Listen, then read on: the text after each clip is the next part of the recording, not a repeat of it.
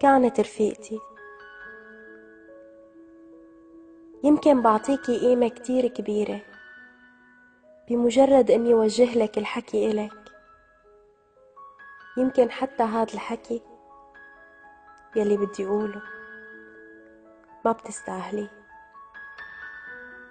بيوم كنتي رفيقتي الوحيدة بفترة من فترات حياتي كنت بكره فيها تعدد الرفقات، أو يمكن اكتفيت فيكي.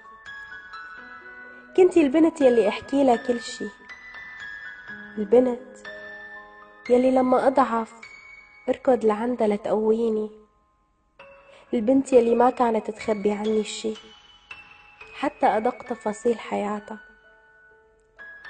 هاي الرفيقة يلي أنا وهي كنا عاملين مشاكل كتير ومجننين الدنيا كلها. البنت يلي ياما حاولوا يفرقونا بس كنا أقوى من كل شي وبقينا. بتصدقي يمكن أنا نسيتك، أو مو يمكن، أكيد نسيتك، بس صدقيني ما نسيت اللحظة يلي تغيرتي فيها علي وما عدتي مثل أول. ما نسيت لما طلبتي مني بعد عنك مع انك بتعرفي تماما انك كنتي رفيقتي الوحيدة. بس بتعرفي شو، انا هلأ مالي ندمانة ابدا، بالعكس يمكن الله بعدك عني حتى يفتح لي مجال اني اتعرف على ناس جداد، على رفقات بيشبهوني بحبهم وبيحبوني. وكتير فرحت اني ما بقيت مخدوعة فيكي كل هالسنين.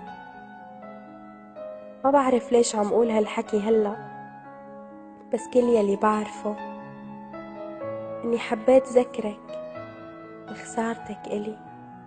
وصدقيني انا ما بكرهك، بالعكس بتمنى لك الخير.